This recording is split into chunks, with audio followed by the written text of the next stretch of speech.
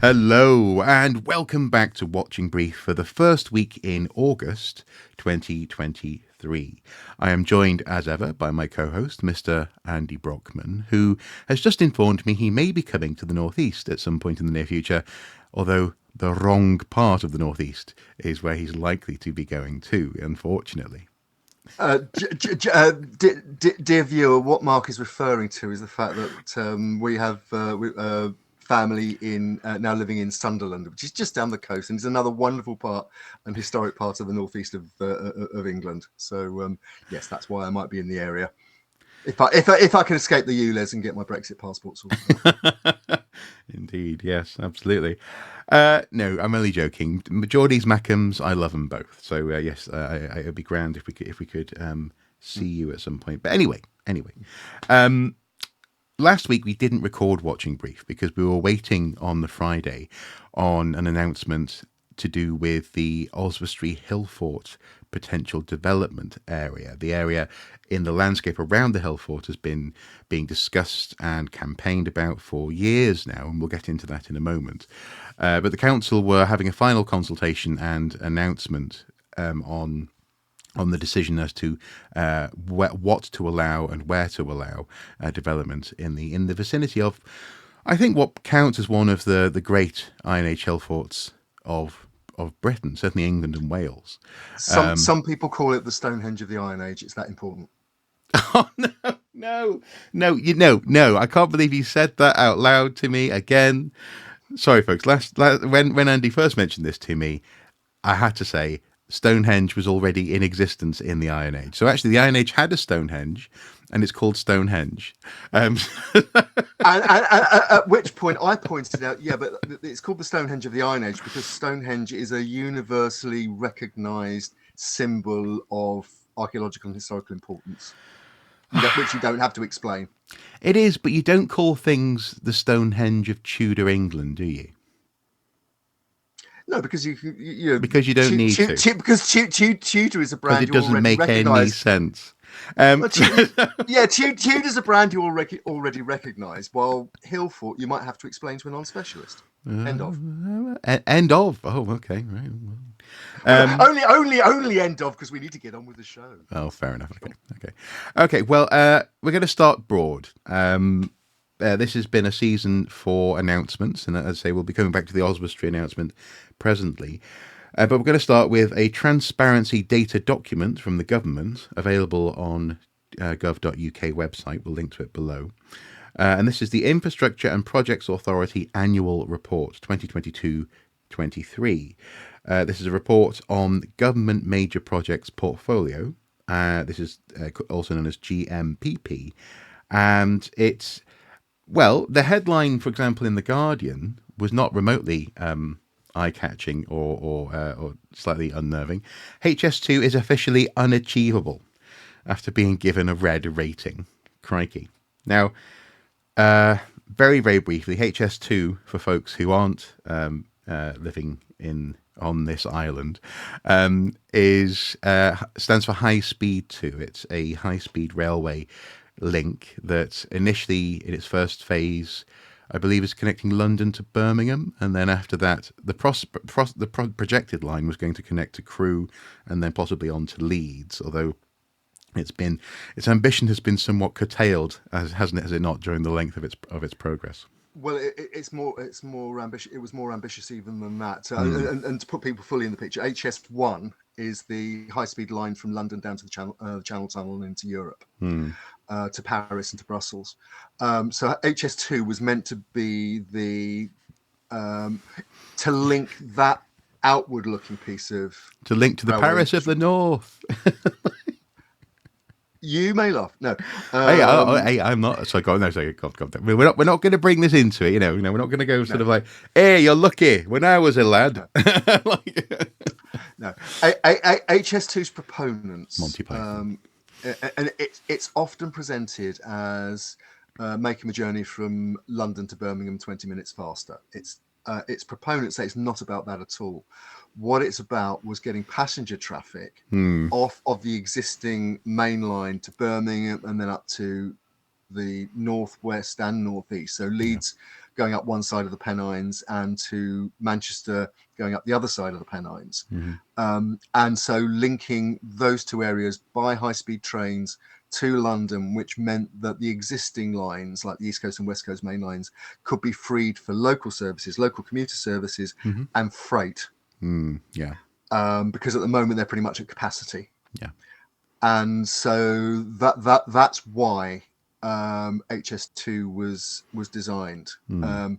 Unfortunately, it was designed rather a long time ago now. The British planning system being notoriously slow, even for large infrastructure government projects, which HS2 is. So the actual construction phases have now run, if you like, full tilt into the, well, first of all, there was the recession of the late noughties, 2008, 2010, and government austerity. And then subsequently, particularly in the last couple of years, we've had the instability caused by the invasion of Ukraine and also the pandemic, and to cap it all, rising inflation, which is particularly damaging in the UK, which means that the cost of everything is increasing rapidly and certainly beyond government projections. So, you know, it's the hard reality of trying to do stuff now on a major project that was designed and costed over a decade ago. Yeah, yeah, and the main reason why we're interested in this, and why every now and then I post about this on Archaeosoup's various social media, is that it relates to archaeology very directly. People who follow Archaeosoup or who followed Archaeosoup for a while will know that I interview archaeologists fairly regularly, although I need to get back on that particular train wagon, to coin a term. It's been a little while, just for a couple of reasons. But anyway, but for a long time, especially in the mid 20-teens, the people who I was interviewing, the senior archaeologists, very interesting people in their fields, all, especially if they're from Britain, had a sense of well, especially if they were from England, actually, had a sense of HS2 being on the horizon as a golden goose, as something that was going to be really important for the sustainability of archaeology in the coming years, for the need for archaeologists, for showcasing archaeology in many ways, actually, as a part of planning policy and delivering on big sort of international standard civil engineering projects. But also as well, it was a call, it was a sort of a lightning rod for recruitment. So there's an article that I'll be linking to below from Historic England's, I think it's their blog actually, or it might be their press office. Urgent need. This is the headline. Urgent need for more trained archaeologists follows surge in infrastructure projects, published in May 2016. It goes on to quote the then head or chief executive of Historic England, Duncan Wilson. The pool of trained archaeologists can't grow fast enough to meet this upturn in demand without coordinated action from Historic England and partners in the heritage sector. We're addressing the issues found in our foresight report by putting creative, practical and achievable actions in place well ahead of time to fill the gap. Put simply, more spade work is needed, and this calls for us to think hard about how we can offer a new generation routes into the profession. This was also coupled actually with literally an international call for recruitment as well. There were, come here, do archaeology and help with HS2. Of course, that was also the same year that Britain voted to leave the EU, and that certainly had an effect on how we can look at this sort of call for recruitment. But I suppose the point being, now it's been deemed to be category red rating, unachievable. Where does this leave this relationship between archaeology and big civil engineering projects, and the sustainability of archaeology as a profession in this country? Because you will remember at the time I was somewhat cynical about hanging hanging our hat on one hook or putting many eggs into that basket. Maybe not all of them, but some of them at least. And yes, much of the archaeology has been done, but is that a good excuse? You know, in so much as, let's put it another way, HS2 did a lot of preparatory work for things that may not happen. How much damage might have been done in terms of the environment, or how much land might have been examined unnecessarily because of an overreaching project that's now been deemed to be not able to be delivered in the form that originally it was intended. Right. This is pretty complicated. And I don't think anybody, certainly not people in government or at Historic England or in the archaeological contracting units and so on, really would want to go on the record with a prediction of what happens next. No. Because we are in pretty much uncharted territory. We are, I mean, to highlight one thing in particular, HS2 was designed to terminate in central London at Euston Station. Anybody who knows the British railway system knows that Euston is the terminus that primarily links to Birmingham and the northwest, Manchester, Liverpool.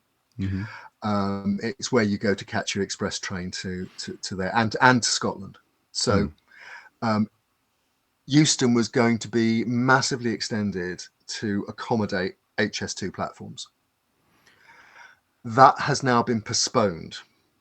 So a massive program of land purchase, demolition, and archaeology, which actually appeared as as specials in the Dig for Britain strand on the BBC.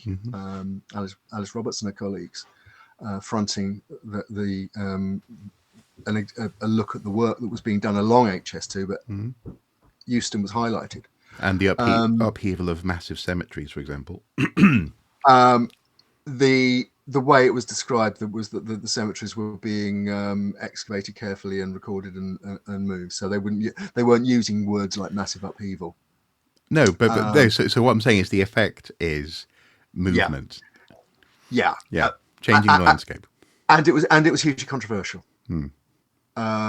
Because the whole project has been hugely controversial, because some people have argued usually on the environmentalist wing of national debate politics, that HS2 was a white elephant project, that it was out of date, that given the developments in technology, the kind of platforms that we're talking on now, meaning that face-to-face meetings were less necessary. So, you know, the idea that business people could buy a ticket in London and get to a meeting in Birmingham or vice versa faster wasn't necessary any longer. No. And then the environmental damage of the massive amounts, for example, of concrete that was being used, but, as well as the destruction of things like ancient woodland and so on, which were an inevitable knock-on from whatever route was chosen.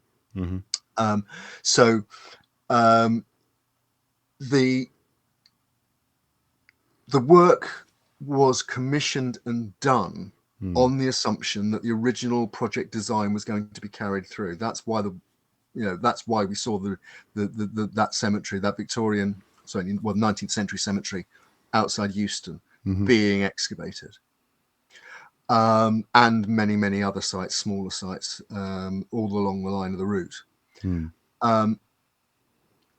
That's a sunk cost now. It's happened. The archaeology has been done, skillfully by professional teams from people like Moeller and others. Yeah. And it'll be conserved, archived, reported in due course.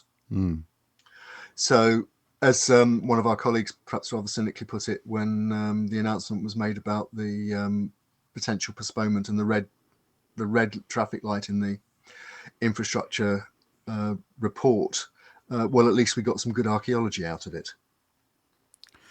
But is that appropriate? In so much as this isn't a sampling strategy, for crying out loud. This for a long time was being touted as the saviour in many ways of modern British archaeology. And instead, it's now been tacked on to something that's been shown to be unachievable, as opposed to just being suspected as possibly being a white elephant or an outdated solution to a modern transport infrastructure problem. Mm. We're damned lucky that this wasn't cancelled sooner. Mm. Do you know what I mean? Like if this conclusion had been made 6 years ago, 5 years ago, maybe 6 years ago is too soon. Then all of this would have just been completely, wouldn't even have happened. Never mind that we got some good archaeology out of it. What does this say about our career, sustainability in heritage, our career structure, and the ability to plan your career path in archaeology when we're reliant on these projects that can just come and go on a whim of either politicians' ego or budgetary concerns? Okay. It's been known ever since planning archaeology became a thing, really about just over 30 years ago with PPG 16, that in commercial archaeology, developer-funded archaeology, job opportunities and company cash flows were linked to the wider economy through development work. Yeah. When the economy is in recession, there's less development work, therefore less archaeology. And obviously there are lead and lag times within that, but broadly speaking, that's how it works. It's to a degree cyclical. That and that's true of any other body working in the construction industry. Whether whether you hire out JCBs or you're an electrician or a plasterer or whatever, your work, if you work on that kind of development, will become, you'll be more or less in demand according to the state of the industry, the state of the economy at any particular moment. So this is true, but the building sector has much better pay. Therefore, people are much more likely to be able to save and mitigate the lean times. And also, as well, other similar sectors actually mitigate what they know will come, i.e. the lows, by cross-training individuals, by maybe having a payment scheme or sorry, an employment scheme that means that you get slightly less money now, but more, that means that some of that money goes into a pot that means that you can be kept on in the company in time for the next job when it comes along. Skills aren't lost; they are retained. And this is what I feel as though I'm banging my head against. Well, I've been banging my head against a brick wall for 10 years now, frankly.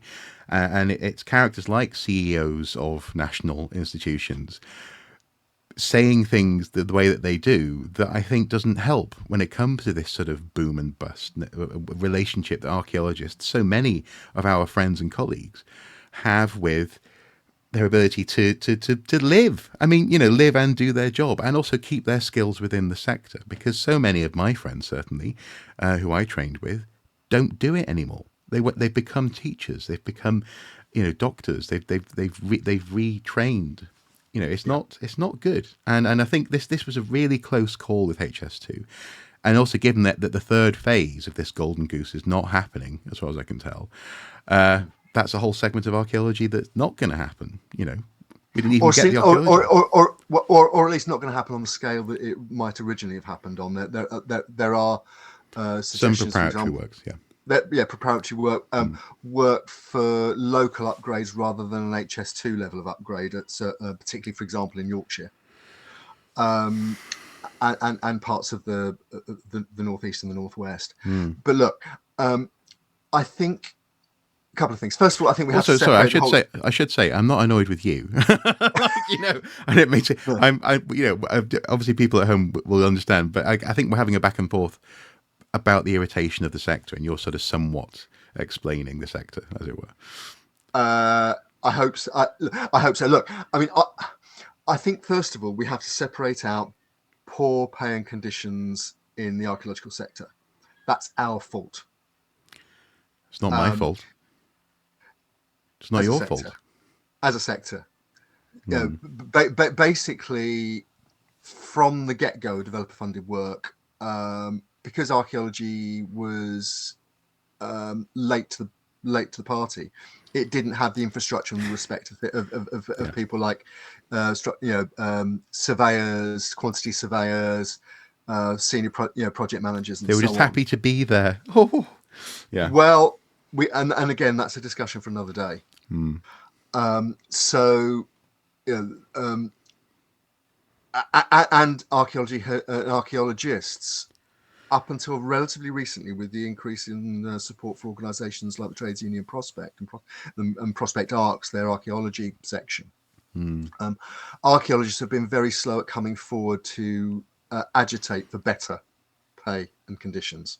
So I think, as I say, that's not the fault of HS2 or anything else.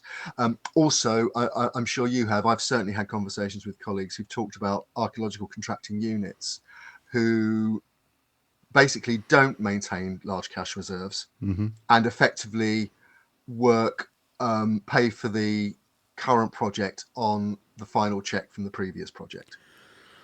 Yeah. And So I suppose, as much as it's not HS2's problem, and incidentally, I don't think I was suggesting that it was. What I am suggesting is that this is a symptom of where, broadly speaking, we, the sector, have allowed how we work to get to. I mean, was it last year that there was the report that highlighted the burn through, the churn of graduates, excited young people coming into the profession, get hired, get used up, basically physically, literally doing labor, and then they leave, they retrain, they go on and do something else. It's been accepted as part of the character of archaeology for as long as I've been an archaeologist, certainly. And yet, at the same time, that's not how we talk about archaeology, is it? The Festival of Archaeology has just come to an end in Britain, or is it English or is it a national? England and Wales. England and Wales. Okay, Scotland have a separate one later in the year. Yeah, I always get confused where with what the CBA is covering. Yes, okay, but CBA England and Wales. We just had that festival. Very good, very apple pie, very motherhood, and that sort of very, very agreeable. At what point are people actually going to take the nettle by the hand, as it were, and just really grasp this issue? Because sorry, I obviously, I'm sure you can tell, and I'm slightly irritated because there's something else work related happening in the background, folks, that I'm a bit annoyed about. But it pains me that this is all too common, and it's still where we're at many years later, despite years and years of people nibbling at this from around the edges. Who's actually interested in tackling this? I mean, you mentioned Project Arcs there, for example. Is that the route? In that sense, so much as we can't rely on people who head up boards or who are the public face of a national institution to want to change the institution that's put them there, perhaps. Well, I mean, regular viewer. Our regular viewer might remember a few months back we talked about FAME, the Federation of Archaeological Managers and Employers, withdrawing from the industry steering group, which looks at things like pay and conditions. They said because they feared that they would could be seen as being part of a cartel, which would be illegal. Other the question opinions differed on that, but that was the situation. Look, I think we need to step back a little bit and I'd like to make a couple of points. First of all, the IPA report, just because something is red lighted and is described as undeliverable doesn't mean it's in perpetuity undeliverable. If you look at the report, there are instances of projects which were given red lights a few years ago and which are now seen as amber or even green. Amber being still having problems that need attention from project managers and so on, but are essentially deliverable if those problems are addressed. And a certain project in the West Country has been labelled amber, has it not? A certain project that was recently greenlit by the Transport Secretary to upgrade the A303 in Wiltshire, basically the Stonehenge Tunnel, is classed as amber. And it certainly does have problems that need addressing. But if those problems are addressed and fall in a particular way, yes, that project is deliverable. and we'll say there are others. What's called the East Thames Crossing is another one, which basically is another a motorway crossing downstream towards the Thames estuary near Dartford to relieve pressure on the current Dartford Tunnel and Bridge. That's again, it's been controversial. It's still at a relatively early planning stage, but again, that's given an amber setting. So it doesn't mean just because HS2 those projects have been given a red light, it doesn't mean they won't happen. It just means at the moment it's difficult to see how they can happen as envisaged. It's also the time of year for reports. I'd like to just give a bit of perspective by quoting there's an umbrella group called the Historic Environment Forum, which includes people like Historic England and so on. And every year they publish what's called a historic environment overview.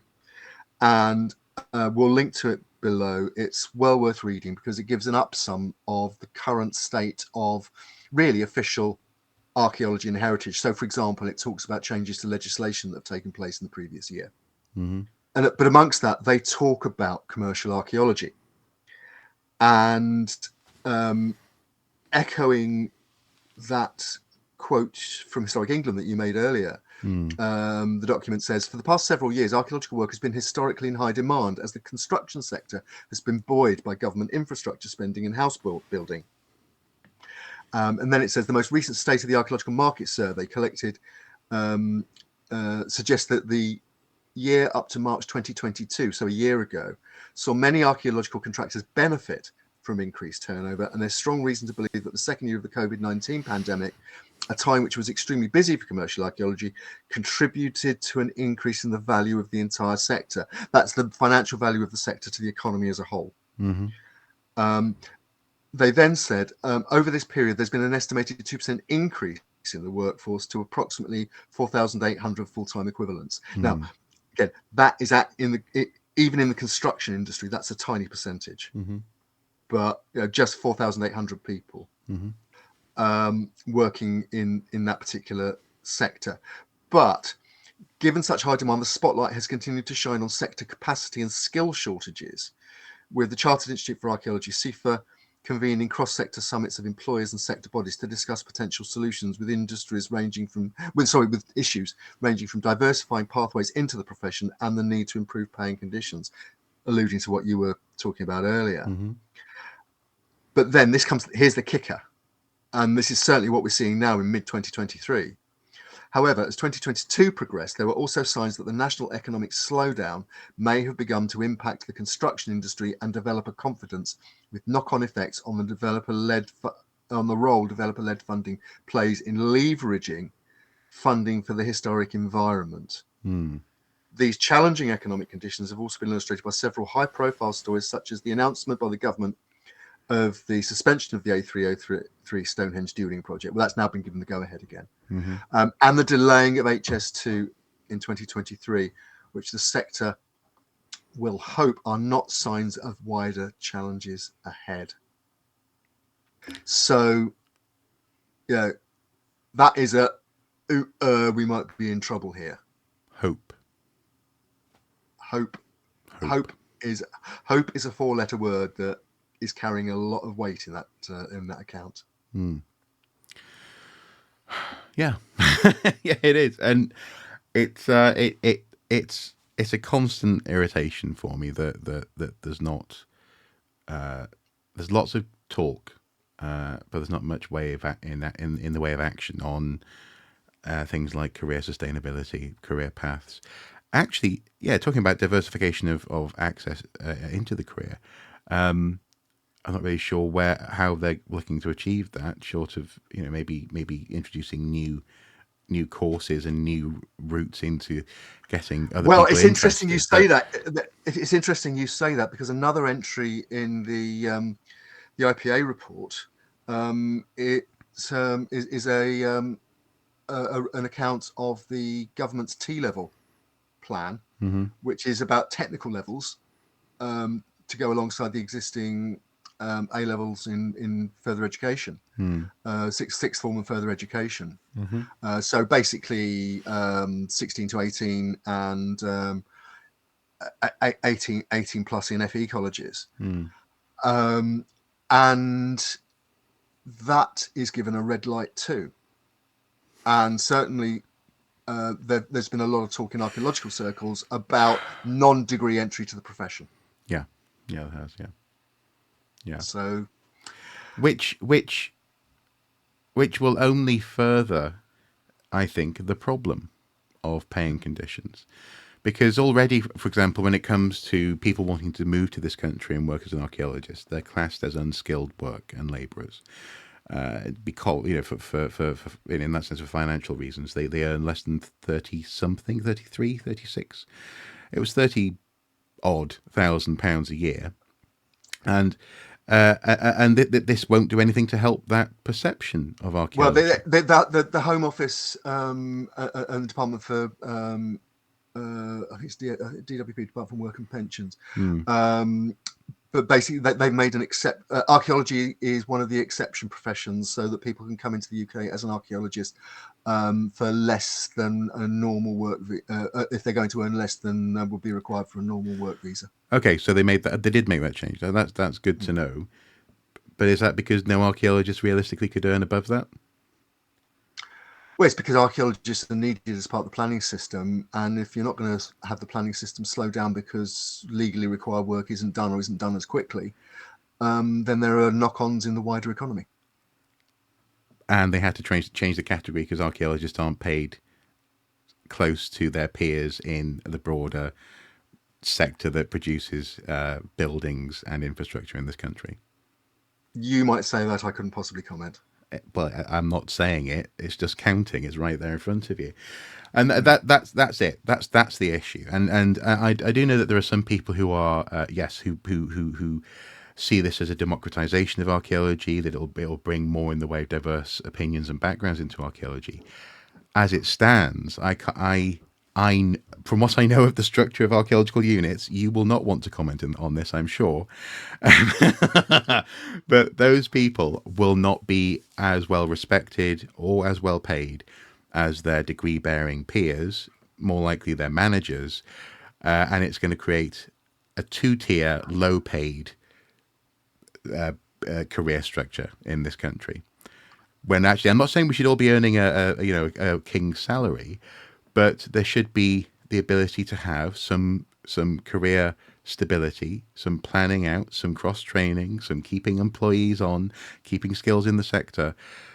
I'm not sure this is the route to keeping a high skilled sector, or that proposition.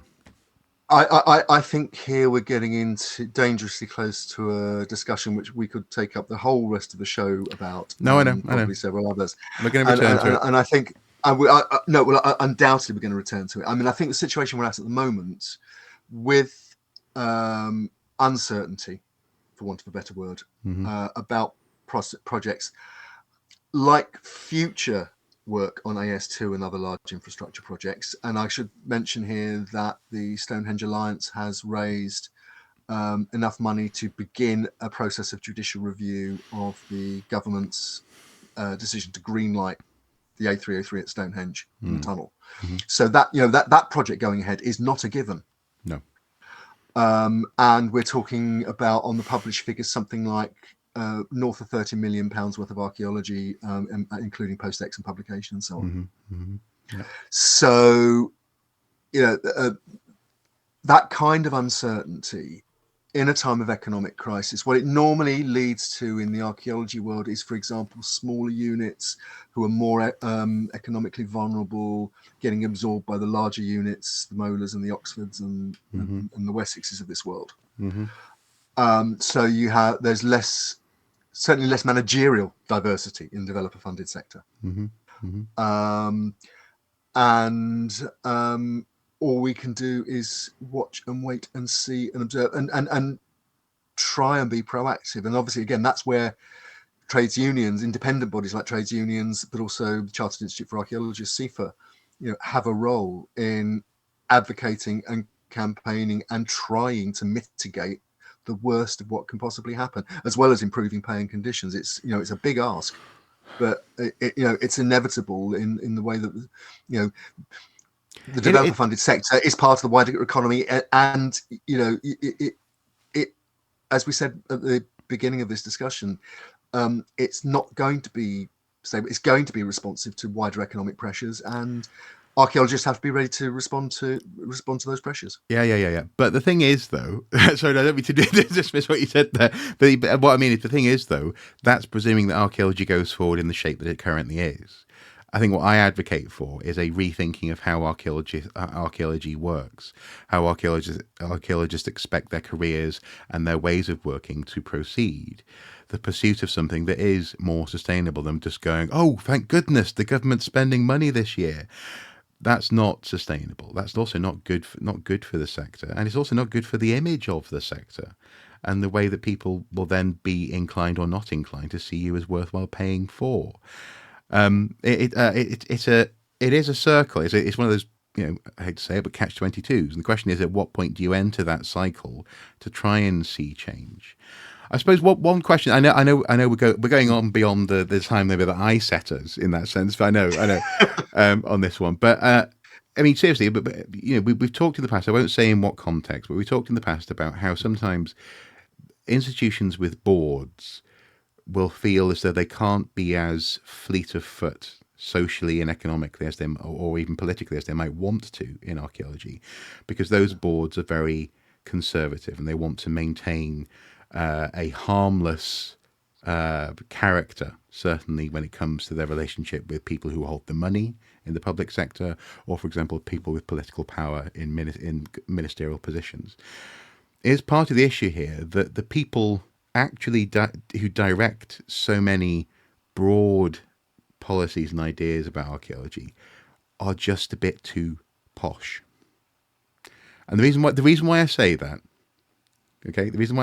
I went to a very posh university, and I know, I'm not just being anti posh, but I've seen a lot of people recently saying to me, actually, oddly enough, in comments and in conversations, that heritage at times looks like an upper class sport, and I feel as though we can't continue to try and maintain that tension between your salt of the earth digger and the presentation of that, of what a real archaeologist is like, and the work that they do and what they have to put up with, and the career in ruins, ho ho ho. But also, as well, at the other end of that spectrum, have people who are retired, wear tweed jumpers, go and play golf, and every now and then comment on what they think a particular group of people or institution should be doing in the heritage sector. These are interests that are pulling in opposite directions, and I don't know if there's an answer to this immediately. But do you think that's Do you think I'm identifying a real thing there?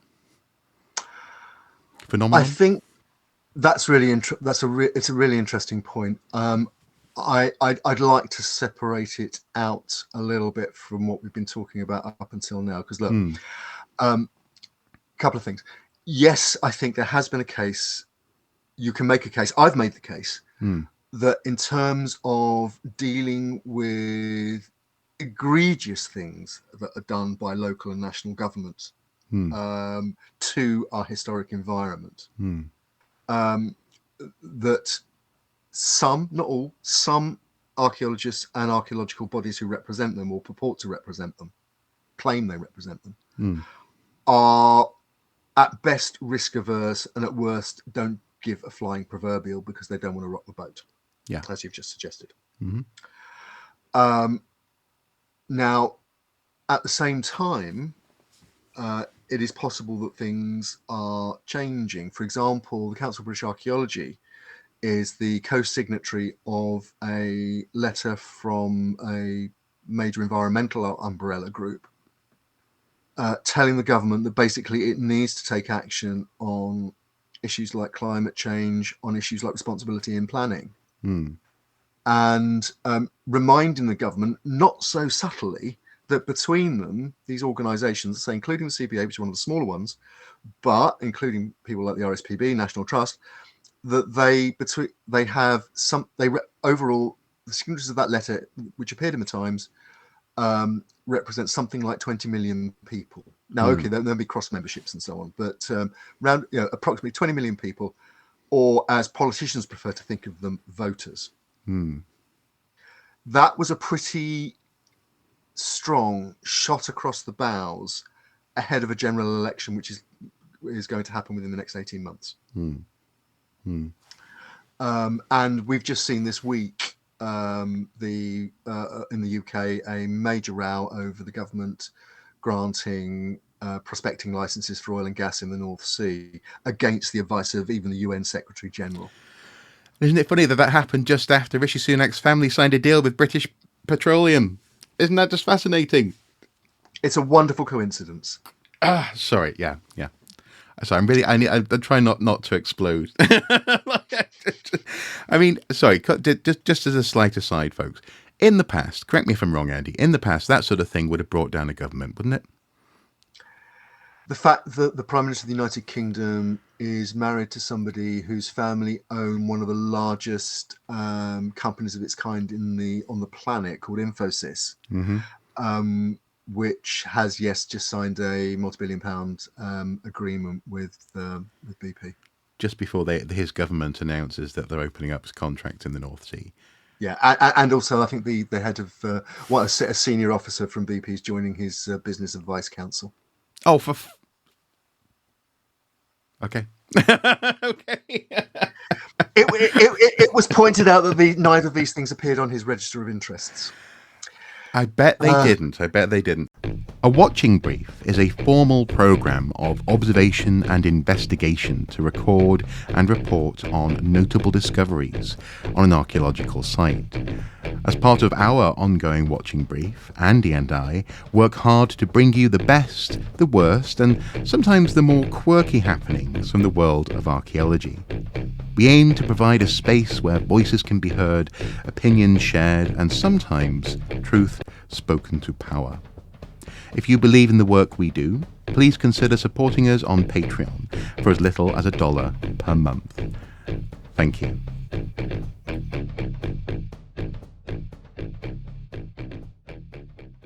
This is where we sort of focus in from a slightly more broad perspective on planning and reports on projects to Old Oswestry.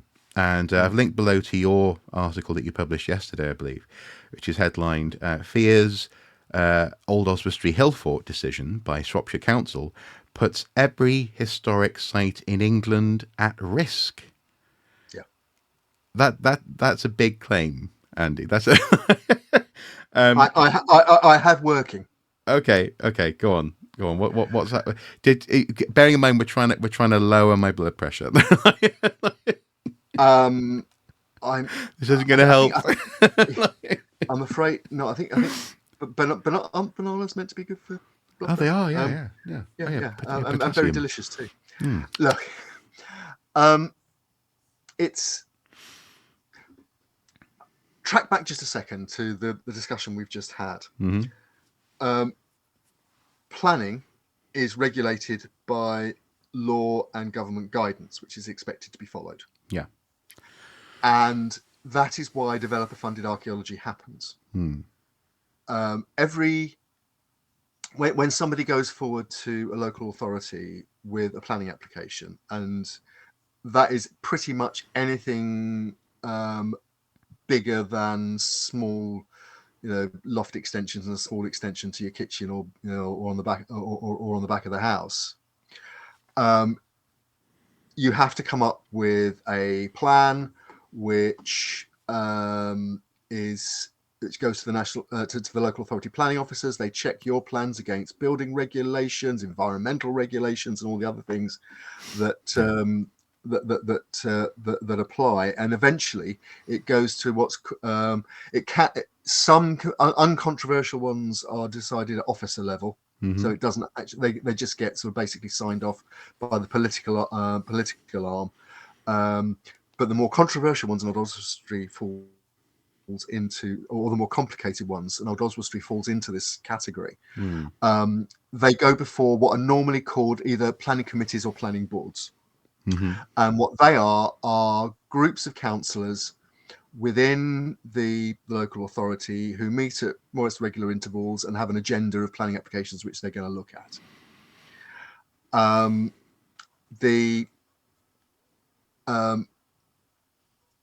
What happens at a planning committee meeting is that a proposal is put to the planning committee by the council's officers who've worked with the applicant to put the application together, and in most cases it will then be signed off by the planning committee as being relatively uncontroversial.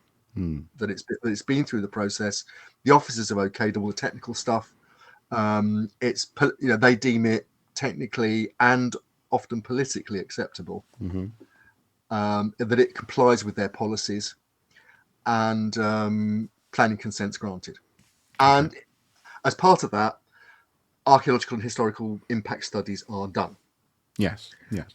And it can be, it can be anything from a simple desktop study saying there's next to no chance of archaeology being there, to a full-on strategy document for a campaign of archaeology ahead of the construction phase, to what's called preserved by record, anything that's going to be destroyed, or even in cases, and the case of Rose Theatre in London was a case in point, that if something turns up that is so important that it's regarded as necessary to save it in the national interest as part of the national portfolio of heritage sites, then a project can be redesigned around it.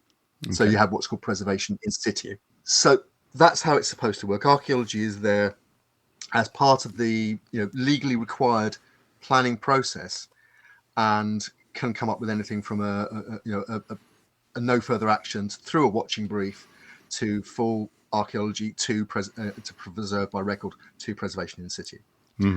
How does Old Oswestry fit into this?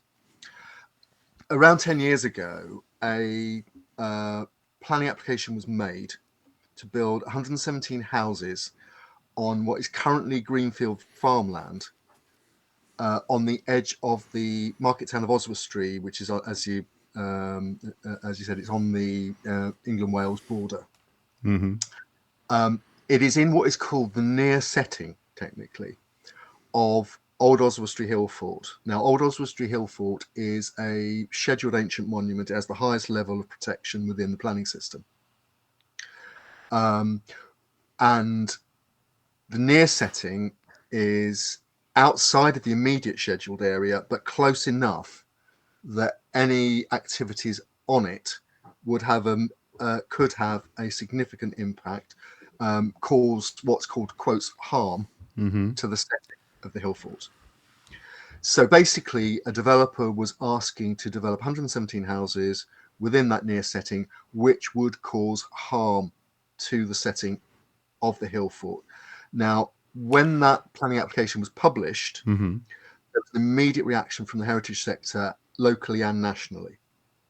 And pretty much from the get-go, organisations like the CBA, Council for British Archaeology, Prehistoric Society and others, Rescue, the Archaeological Trust and others, have opposed any development on that site because of the harm it would do to a nationally important monument.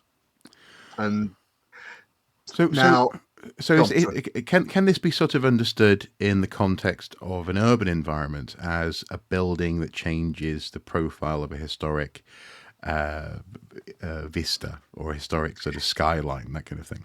Exactly that. Look, I think, was it the last watching brief we talked about the proposal for Liverpool Street Station, where there's a proposal to cantilever out an office building over the top of a Grade 2 listed Victorian hotel. Yes. Yeah. Completely changing the way that building is seen against the urban background of the City of London. We're talking about the same thing in a rural situation here. Now, coordinated by a very effective local campaign called HOOH, or WHO, or Hands Off Old Oswestry Hillfort. What's the OH at the end? Hillfort. OH. Yeah. Hands off Yeah. Old Oswestry, Old Oswestry, Hillfort. Hillfort. Ah. Okay. Yeah. Okay. Right. So I was expecting an F. No, no, it's Silly Hillfort. me. Hillfort taken as one word. Yeah. One word. No, so the Who campaign, working with national bodies and Historic England, Hmm.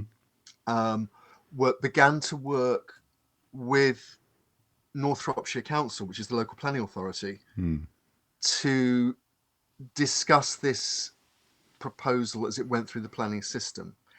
It a complicating factor was that in 2014, the site was zoned for housing under a planning initiative called SAMDEV. Again, this was extremely controversial because heritage bodies said, "Look, this just should not be zoned for housing. It's part of the near setting of a nationally important monument. There are other places around Oswestry where these houses could be built. There's there's not a shortage of more suitable sites. It's not a case of here or nowhere." The planning inspector found in the council's favour in that they had correctly zoned the site for housing. Right. Okay. But at the same time, what was called a statement of common ground was reached between Historic England and the council, with the work involving the various campaigning groups. Primarily, this is between Historic England and the council, and they agreed that if development were allowed on this site, there was literally a red line drawn on the map, and the any housing would not encroach across that red line closer to the Hillfort. Right. Okay. So there you have something which is what appears to be a formal agreement to mitigate the worst excesses of housing development on that site, which have been found to be legal. Okay. Right? Yeah. Cut to the chase. Originally 117 houses were asked for. That was later cut back to 83. Right. So a relatively smaller area than was originally going to be developed was the part of the current planning, the current proposal that was discussed last week. But, and this is the kicker, the council officers, for reasons which aren't entirely clear, decided they weren't going to operate the statement of common ground and allowed the developer's design to literally cross the red line. So that something like a third of the development is across the line which had been agreed as the stop point, as the stop line. Now, Okay. and again, that could be significant because it can be argued that the council wasn't following its own policy, and I'll talk about the implications of that later. Last Friday, the North Shropshire Council's Northern Planning Committee met. They discussed the proposal, and it was passed 9 votes to 1. So, as things stand, the proposal, which albeit cut back, and with people will be delighted to hear what's called a Section 106 agreement to add extra public benefit to the development to mitigate against potential losses to the community. And there's going to be a viewing platform, so people can actually view the Hillfort rather than just. And the building site. Well, this is the thing. But look, the implication of this, the important thing about this, is really put by Dr. Rachel Pope. Now, Dr. Pope is a senior prehistorian. She's at Liverpool University. People watching this may be familiar with some of her work. She's an expert on the pre-Roman Iron Age. And she was the sole witness who was able to speak to the planning committee. Everything else was done by letter, and she had things to say about that. But the whole thing hinged on harm. She had to try within 3 minutes encompass a decade's worth of protest and detailed analysis of what harm means under national planning guidance, under the National Planning Policy Framework, and so on. Now, as part to give you an idea of what's at stake and why I gave the piece the headline that I've given it, in a letter to the North Shropshire planners ahead of the meeting, and she said, and I quote, "If Shropshire chooses to move against the heritage protection principle of, quotes, setting in this way, i.e. allowing this development in the near setting on the edge of a scheduled area," quoting again, "then this important UK planning principle written into MPPG 16, which is the predecessor to the National Planning Policy Framework, which applies now, but the principle is still there, written into MPPG 16 specifically to protect sites in the situation like Old Oswestry will be lost. We really must proceed very carefully here." That view was echoed. I mean, at the meeting, she made the point she was speaking not just for the Prehistoric Society, but also for the Council for British Archaeology. And the meeting was recorded. It's up online. I've watched it several times now. Those issues just were not discussed. There is very little sense that the councillors at the meeting had any inkling of the implications of what they were actually dealing with. It was being framed by the local planning officers, who basically feed the councillors the detail. It was being framed as a local planning issue about 83 houses. Right. Yeah. And that is one of the biggest problems with the planning system as it currently exists. There is very little mechanism to allow local planners to interact with national policy, except as filtered through their own planning officers, who might have their own agendas, including they want to keep their jobs and not get on the wrong side of politicians who want to do certain things. And so we wait and see. It's potentially, the Stonehenge process is still working through. It's potentially one of the more far-reaching planning decisions that's been made in recent times, because basically what it appears to do is downgrade the protection for the setting of even the most important, nationally important scheduled historic monuments in the National Planning Policy Framework, so that in future, any developer who wants to put a housing estate, say for example, in the fields below Maiden Castle in Dorset, or heck, in the fields around Stonehenge, outside the protected area. Yeah. Any developer can look at this decision and say, but look, North Shropshire did this at Old Oswestry, it was found to be lawful and acceptable. Therefore, what's the problem with ours? Okay, yeah. Is there an issue here of local understanding, as it were, in so much as familiarity, as they say, breeds contempt, or at the very least breeds over familiarity? It could just be seen as a hill that's in their midst, as opposed to what it is nationally speaking. But also, I think an attendant question to that has to be looking at the likelihood of an upcoming general election. We've recently seen and heard shadow ministers talking about wanting to give local communities more power in planning, bringing these decisions even more parochial in that sense. Is that part of the risk here as well, that local people will go, well, it's just this or it's just that, and also will quite understandably want more housing, want more economic quote unquote benefits, depending on what the particular project being discussed is, and won't be encouraged to see the national picture as previously might have been laid out by a body like English Heritage, for example? That's a good question. When it comes to localism, the buzzword in politics has been localism, and has been for some time. In this case, for example, the planning authority was North Shropshire. The local council, Oswestry Council, actually opposed the planning application in their own town. They didn't want it there. Right. They want houses, but they don't want them there. Yeah. But that was overridden by the county planning officers and the county planning committee. And again, we don't know why. They don't have to give reasons.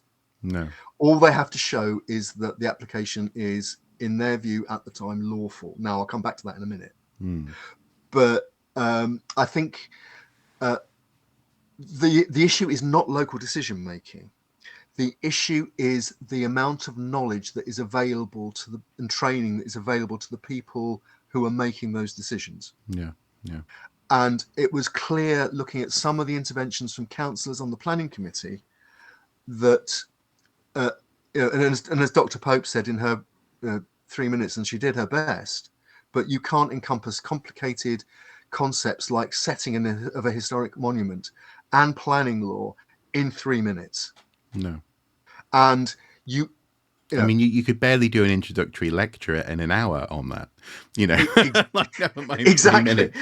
Yeah. Exactly. And the assumption is that the councillors will have read the expert reports and the letters from Rescue and from the local MP and so on and so on, and from the developer, and will have an objective overview of the detail from which they can extrapolate a decision. Oh yeah. Remembering that councillors are part-time, they're often not trained, certainly not trained in planning, which is why they have the officers to advise them. And it was clear from some of the interventions from the planning committee that there was very little conception, say among at least some of the committee members, of quite what it was they were dealing with. And in fact, when one councillor raised the potential of an appeal either by the either by the applicant if it was turned down, or by the opponents if it was passed, there was absolutely no response in the meeting. Right. So, it's at the moment it's a mess, and the potentially for heritage protection a dangerous mess, as Dr. Pope said in a letter. It's also a mess for folks like you and me, and also what we've just been talking about. In so much as I was saying, it's part of the problem nationally that you have a small group of people who think they know best when it comes to a sector, and yet here we have arguably the democratization of the care of a nationally significant monument, and be due to lack of information, due to lack of access to information, or lack of understanding in the moment, or perhaps an opinion having been made up due to other factors prior to. Obviously, we're not inside these people's heads. They at the very least display seemingly a lack of gravitas and understanding of the issues at hand. It's a mess, but it's also, isn't it a slight crisis for living in a democracy, but also living in a marketplace of ideas where you hope expertise will be used to its fullest extent. In that sense, Rachel Pope could have been a real asset here, but it doesn't sound as though she was necessarily given the opportunity to fully be of use to that committee. That was the whole tone of what she was saying. If you look at her entire contribution, as I say, you can watch the meeting online. Her opening paragraph was exactly that. It was the fact that she was trying to encompass these really complex ideas, not just in 3 minutes, but in the first part of 3 minutes. And it's, I think we are where we are with planning. This is an issue that's been known for a long time. That by the time it gets to a planning committee, the playing field is absolutely tilted in favour of the applicant. It's very rare for a planning proposal to be turned down, particularly as councils are risk averse and don't want the cost of an appeal to the planning inspector. Yeah. Which is what an applicant can do if their planning application is turned down. And also in the past and in other circumstances, I've certainly known of there being other interests as well in the form of incentives being passed around as well. I'm not saying that's what happened here, but yeah, when it gets to this level, there's a Right. whole culture, isn't there, of I, interactions between people. I'm not going to go that far. I'm just going to make a couple of observations. First of all, there is a perception that that happens. Now, Yes. certainly back in the 1970s, when you saw the relationship between, for example, in your area, Hmm. the relationship between architects and developers and the local councils, it was utterly corrupt, and people Yeah. went to prison. Yeah.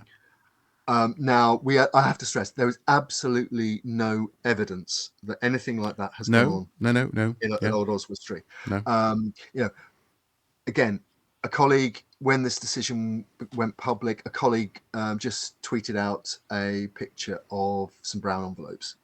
Now, as I say, there is absolutely no evidence for that. No. No. It is completely coincidental that, for example, the previous MP was forced to resign from Parliament, having been found to have broken the rules on lobbying. Mm. Um, Yeah. and and in fact, his successor, who is a Liberal Democrat, when the previous MP and the council controlled by the Conservatives, opposed the planning application as well, and was ignored. Read the article; the details are all in there. Hmm. So there's politics as well. There's high and low politics as well. But as I said, Hmm. we I think the idea that there's outright corruption is vastly overstated. What there is though are things that are optically not very good. For example, that where I am, the previous leader of the council has now taken on a job doing PR for a large developer who works in the area, while still a sitting member of the council. That's not illegal. There's no evidence that anything untoward's happened, but optically, you can think maybe not the brightest, Well, not the most reassuring move. it looks like it might be difficult to balance your interests, shall we say? Like, Yeah, they have to work very hard to do that. Well, but and again, just once again, I'm not suggesting that that is what's happened here, but what I am suggesting is that level of conversation, once it reaches that point, there's far less, there's far more wriggle room for processes to be given lip service, and for ideas that have already been decided upon simply to pass through Well, these again, public meetings. that's something that Dr. Pope alluded to in Mm, her presentation. I mean, she did a remarkable job getting a lot in such a short time. But one of the mm, things she said, she listed the expert bodies and individuals who had opposed this, mm, describing it as the necessary expertise which the mm, National Planning Policy Framework requires councils to take into account in planning applications. mm, But then said that she found it sort of odd that, or unfortunate rather, is a better word to use, unfortunate that mm. those contributions had been reduced to the form of letters, which she said she felt was unusual. Now, of course, there is a possibility here that even with what one might hope or one might consider to be more appropriate timing or evidence of consideration of all the relevant facts, that the decision would have gone against archaeology, as it were, anyway, Yeah, regardless. Is this something that we also need to bear in mind at all times as archaeologists? In that sense, obviously, we are recording this with something of a professional interest. I think we're trying not to be biased, not least because we don't live in Oswestry, and there may be people there who just say, "Shut up, we want the houses." That's a valid perspective. But is this an aspect that we need to be prepared for, and that is that communities, if we believe that communities have a right to look after their heritage, we also need to believe that they have a right to make decisions that we won't fully agree with. Now, I'm not saying they can go so far as to bulldoze a monument, for example, but having houses in the setting, i.e., not on the scheduled monument's land, might just be something that lay people can live with, and that archaeologists and other people who know about the importance of this sort of stuff, should be willing to step back from. I'm suggesting this as an interesting counterpoint. I don't necessarily, I don't fully agree with that perspective, but what do you think? It's a really interesting point, and in terms of democracy and accountability and so on, a very pertinent point in all of this, and with the discussions that have been going on for some time about the planning system. Two things. I think, we have nationally applicable laws and guidance. I'm not allowed to murder somebody here in London. You're not allowed to murder somebody up there in the northeast. It's a nationally applicable principle. There is an old law that you can shoot a Scotsman within Newcastle, apparently. Oh, with the bow and arrow. Was it Welshman in Chester. Yeah, exactly. Yeah. You have to watch your back when you go to Chester. Yeah. So no, sorry, no. You're right. Yes, there are laws, and we can't. We'll have that conversation. We'll have that conversation with Howard Williams one day. But he'll be like, "Do you want to meet up in Chester?" No. Well, I mean, his Twitter handle is Archaeodeath. So. Oh yeah, of course, yeah. No, look. In all seriousness, there are certain principles that, regardless of what local people might believe, are applied nationally because they're regarded as a national good. Yeah. And it would be, I think, a recipe for chaos if the criteria for what is or isn't, particularly the most important level of scheduled, listed, whatever building, monument, site, vary from place to place and can be varied by local people elected by referendum, by whatever mechanism. National guidance is national guidance, and it needs to be applied equally across the country. I suppose actually another compelling comparison would be what we were talking about the other day, or what inspired a conversation the other day, in the form of dark tourism. This idea of individuals being able to make decisions based on what you could call, informed consent or whatever, but nonetheless is going against broad guidelines that are there for a reason. They're allowed to do that, but also it can have outcomes that are unforeseen by non-experts. And I guess moving towards winding this up, because basically this is a work in progress, because although the application has now been given consent, I think as I say again at the end of the piece, I think the heritage sector and some big guns were involved in this. Historic England, the big organisations like the CBA, they backed the opposition to this, which is no small thing. Which is pretty cool that they did that. Sorry, go. I didn't mean to interrupt you. All credit to them for doing that. I mean, Historic England did face some criticism for conceding the basic principle by coming up with the statement of common ground, but then they arguably they had the dust kicked in their face by the council officers who just basically said, we're not going to apply it, or we're going to apply it differently. And so all those organisations, all those individuals who protested, the heritage sector as a whole, because of the implications nationally that Rachel Pope, Dr. Pope, put into her letter in writing, in the public domain, to the council, to the council planners, saying, take good care here. I think the evidence is they didn't. Arguably, they didn't even follow their own policy through the agreed statement of common ground with Historic England. No. And arguably, they didn't correctly apply the principles of a national planning policy framework. Now, those would be grounds for a judicial review of the decision, not sending the decision to the planning inspectorate, but to set a case out in front of a judge. Right. The route, for example, that the Save Our Sands campaign have gone down, that Stonehenge Alliance is currently going down over the A303.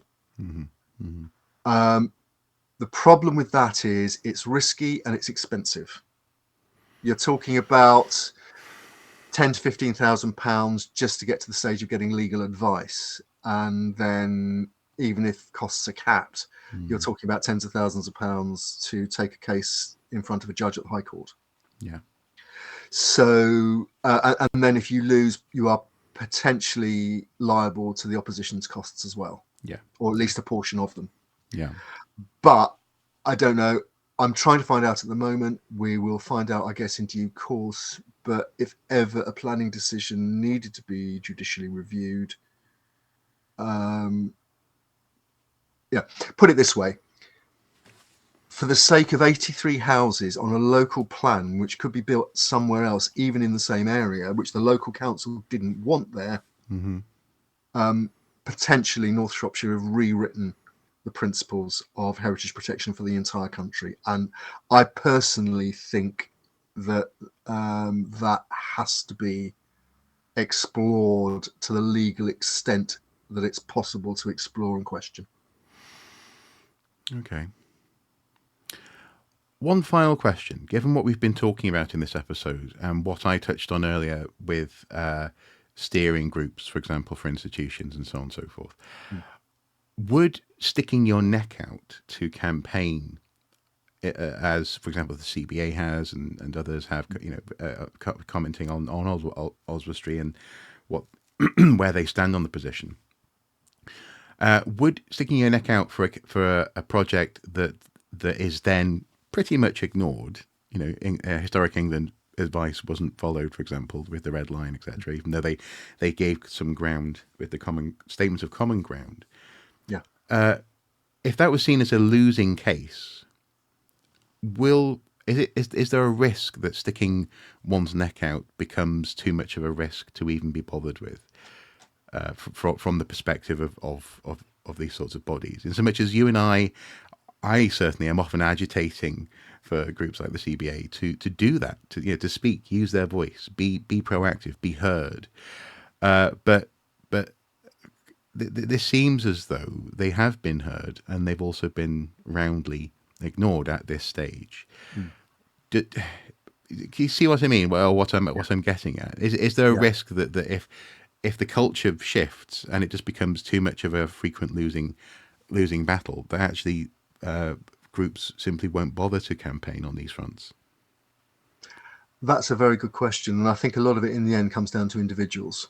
I mean, professionally growing up, if you like, in London, in the wake of the Rose Theatre, I'm very aware of respected and experienced colleagues whose careers allegedly suffered because of the stance they took over the Rose. Yeah. And that's in an instance where they were proven right and absolutely things changed as well. So they were on the right absolutely side. they were on the winning side. Planning guidance. We have planning archaeology because of what happened over the Rose and what those people did. But it made life uncomfortable for certain other people, and allegedly careers suffered. And I'm sure we can point to other situations where, not just in archaeology, it's often said of, whistleblowers that one of the first things you risk is your career. However right you are, you're seen as a troublemaker, even if you're trying to expose illegality. We've seen it around Me Too and things like that. Really serious stuff where the pressure is not to, we'll sort it out internally. There's no need to go public. No. And then there's the unspoken, pressure on, officers of all kinds of organisations. That if you ask too many questions, you're not going to get promoted. No. Or if you're pushing against something too consistently, you might get less funding in the next review round, for example. There's again, it's very, and again, there's all sorts of rumours and suggestions and perceptions about this, and very little hard evidence. But all I can say is, no, sorry, I should be clear. I'm not talking about an actual thing. What I'm asking is about the risk of the culture. As you say, if a precedent is set and if this becomes the norm, then campaigning against it may become typically unsuccessful, shall we say? And will that be just too bitter, perhaps, for people to keep on taking bites from that apple? It's a good question. I mean, all I can say is, and I think I might have mentioned this before, but I mean, again, almost a decade ago when I first started doing this kind of work, I had a conversation with the chair of a leading expert body, and they said to me, you can't go too hard on these people, talking about a government body in that case, because we still have to negotiate and deal with them. Now, the upshot in the end was that things had been done in a way that was unlawful. And by exposing it in public, it ended up in with legal letters being exchanged and so on. And a situation was mitigated against.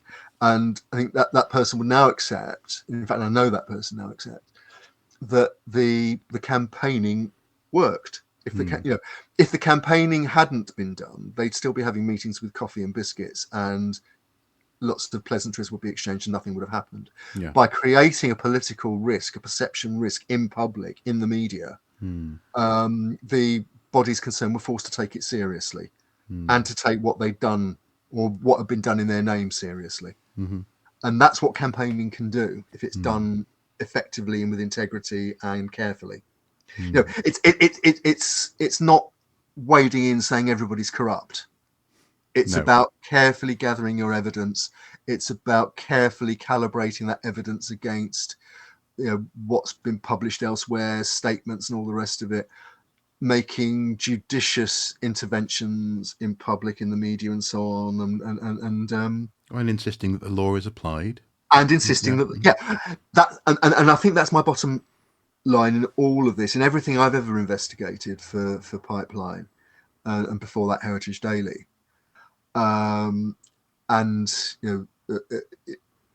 It's these people are paid often quite a lot of money, and a lot more than your average trench face archaeologist, to do a job and to do a job on behalf of the public. And if they're not doing that job, and they're not doing that job on behalf of the public, they're doing it to make life easier for a developer or a commercial company or whatever, that deserves to be exposed. And because basically, who else have the public got apart from the people who are supposed to act on their behalf? And the same for me would apply to the heritage bodies who purport to represent the public interest. If you purport to represent the public interest, then you have to do it. Otherwise, move over and let somebody else. Okay, interesting. Okay, well, thank you. That's been a watching brief. Red lines and red categories, seemingly the theme of the week.